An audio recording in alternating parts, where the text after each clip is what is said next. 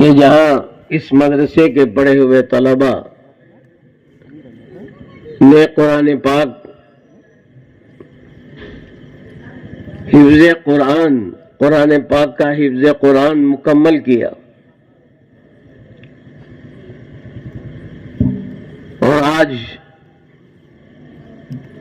ان کی یہ دستار بندی اور ان کا جو اعزاز ہوا ہے، یہ تو انسان ہے، ہم کمزور ہیں، ہم کیا ان کا اعزاز کر سکتے ہیں؟ ان کا اعزاز تو اللہ جل جلالہ عما نوالہ کل قیامت میں کریں گے۔ اللہ تعالیٰ ان کو وہاں بھیجیں گے جہاں اللہ کے علاوہ کوئی نہیں بھیج سکتا۔ اللہ تعالیٰ ان سے فرمائیں گے اقرأ ورتقی ورتل کما کنت ترتل فی الدنیا، تم قرآن پاک پڑھتے جاؤ جیسے دنیا میں ترتیل کے ساتھ پڑھتے تھے، اور جنت کے درجات طے کرتے جاؤ، اور جہاں پڑھ کر تم ختم کرو گے وہ تمہاری آخری منزل ہوگی، وہ آخری درجہ ہوگا۔ اتنا ہی نہیں ہے، وہاں دیکھیں گے لوگ ایک جوڑا ہے، ایک مرد ہے، ایک عورت ہے، اور ان کے سروں پر موتیوں کا تاج ہے، اور وہ موتیاں بھی دنیا جیسی نہیں ہیں، وہ آخرت کی موتی ہے، چمکتی دمکتی ہوں گی۔ لوگ انہیں رشک بھری نگاہوں سے دیکھیں گے اور پوچھیں گے یہ کون لوگ ہیں، یہ کہاں کے اولیاء اللہ ہیں یا قطب ہیں، ابدال ہیں؟ لوگ بتائیں گے کہ نہیں، یہ تو معمولی ہی لوگ تھے، لنگم گنٹا کے تھے یا انگول کے تھے یا آس پاس کہیں کے، لیکن یہ اعزاز ان کا جو ہو رہا ہے رب العالمین کی طرف سے ہے، اور اس لیے ہے کہ انہوں نے اپنے بچوں کو حافظ قرآن بنایا۔ بچوں کا، اولاد کا فراق ماں باپ کو برداشت کرنا بہت گرا ہوتا ہے۔ ہم پڑھنے کے زمانے میں سمجھتے تھے کہ ہم ماں باپ کو چھوڑ کر جا رہے ہیں اور ہم پر بڑی گرانی ہوتی تھی، لیکن اب سمجھ میں آتا ہے کہ بچے کو جو گرانی ہوتی ہے اس سے زیادہ ماں باپ کو ہوتی ہے، لیکن ماں باپ اپنے بچوں کی تربیت کے لیے کڑوے گھونٹ پی لیتے ہیں، برداشت کرتے ہیں۔ اپنے گود سے مدرسے کو بھیجا ماں نے، باپ نے اپنے محبت بھرے سہارے سے اپنے بچے کو مدرسہ بھیجا، اور برداشت کیا ماں باپ نے، اور یہاں تک کہ بچہ اللہ کے اس کلام کا، جس کلام کے بارے میں رسول پاک صلی اللہ علیہ وسلم نے فرمایا تبرک بالقرآن فإنہ کلام اللہ وخرج منہ، کلام پاک سے برکت حاصل کرو، وہ اللہ کا کلام ہے اور اللہ سے نکلا ہوا کلام ہے۔ اس کو حفظ کیا، اور تکمیل حفظ قرآن ہوا، اور لوگوں کے سامنے اس کا اعزاز بنا۔ لیکن اللہ کل قیامت میں حافظ قرآن سے کہیں گے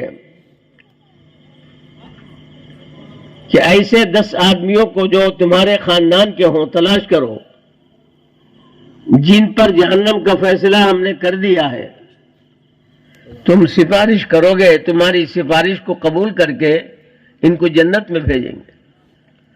بعض روایتوں میں آتا ہے 6 پشتوں تک اللہ تعالی سفارش کا حق دیں گے۔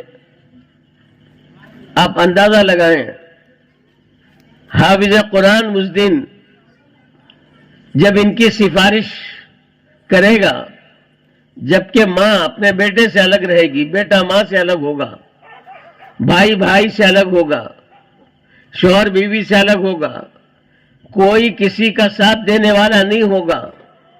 اللہ تعالیٰ قرآن پاک میں صاف فرماتے ہیں لا تزر وازرۃ وزر اخری وما كنا معذبین حتی نبعث رسولا۔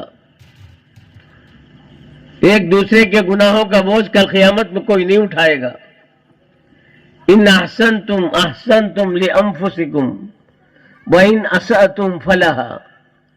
اللہ فرماتے ہیں بھلائی کرو گے تو اپنے لیے کرو گے، برائی کرو گے تو اپنے لیے کرو گے۔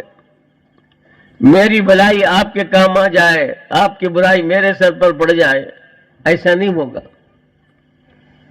جیسی کرنی ویسی بھرنی، نہ مانے تو کر کے دیکھ، جنت بھی ہے اور دوزخ بھی، نہ مانے تو مر کے دیکھ۔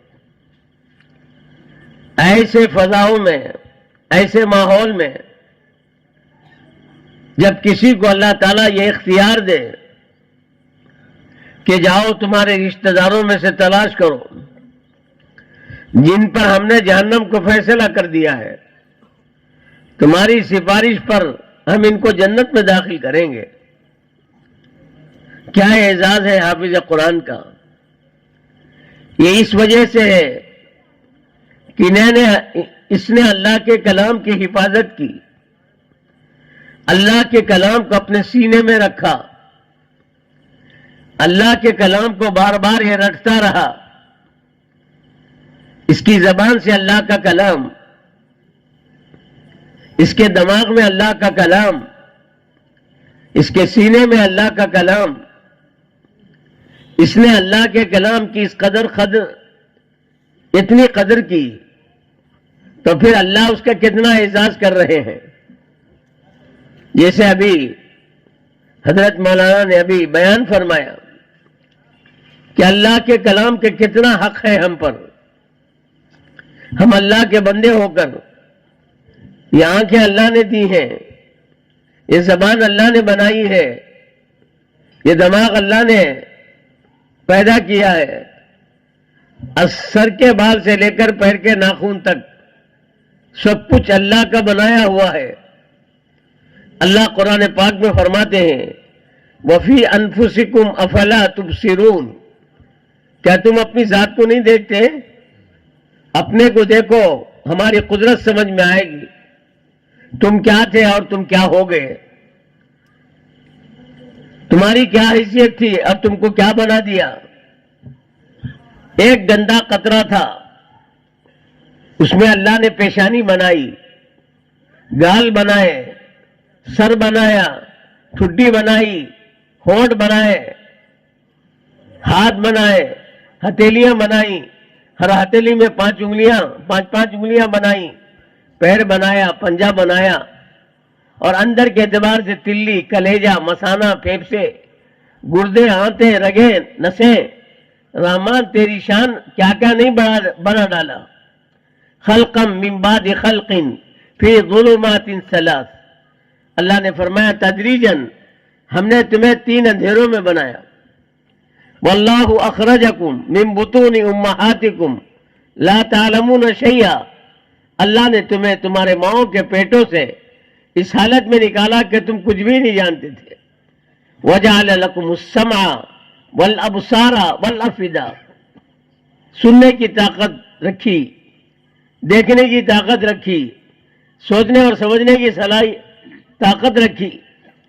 تو اللہ نے ہمیں دنیا میں بھیجا جیتا جاگتا۔ ہمارے خالق اللہ ہیں، ہمارے مالک اللہ ہیں، ہمارے پیدا کرنے والے اللہ ہیں۔ نبی کریم صلی اللہ علیہ وسلم کو جو اللہ تعالیٰ نے سب سے پہلے وحی آپ پر اتاری، حضرت جبرائیل علیہ السلام جو وحی لے کر آئے، اللہ نے فرمایا اقرأ بسم ربک الذی خلق، خلق الانسان من علق، اقرأ وربک الاکرم الذی علم بالقلم علم الانسان ما لم یعلم۔ پڑھیے نبی جی بسم اللہ نہیں فرمایا، بسم ربک الذی خلق، تمہارے رب کے نام سے جس نے آپ کو پیدا کیا۔ رسول کریم صلی اللہ علیہ وسلم چونکہ قیامت تک کے لیے نبی ہیں اور امت کو آپ کو سمجھانا ہے اور امت کو بتانا ہے کہ یا ایھا الناس قولوا لا الہ الا اللہ تفلحوا، لوگوں ایک اکیلے اللہ کو مانو تم کامیاب ہو جاؤ گے۔ تمہارا پیدا کرنے والا، تمہاری زندگی کا بنانے والا اور تمہیں عزت دینے والا، چین دینے والا، سکون دینے والا وہ ایک اکیلا اللہ ہے۔ نبی کریم صلی اللہ علیہ وسلم قیامت تک کے لیے نبی ہیں، امام الانبیاء علیہ السلام۔ آپ کو چونکہ امت کو سمجھانا ہے اس لیے نبی کریم صلی اللہ علیہ وسلم کو اللہ نے پہلے سمجھایا۔ نبی جی تمہارے رب کے نام سے پڑھیے جس نے آپ کو پیدا کیا۔ خلق الانسان من علق، انسان کو پیدا کیا، ایک گوشت کا لوٹرا تھا یا خون بستہ تھا، اللہ نے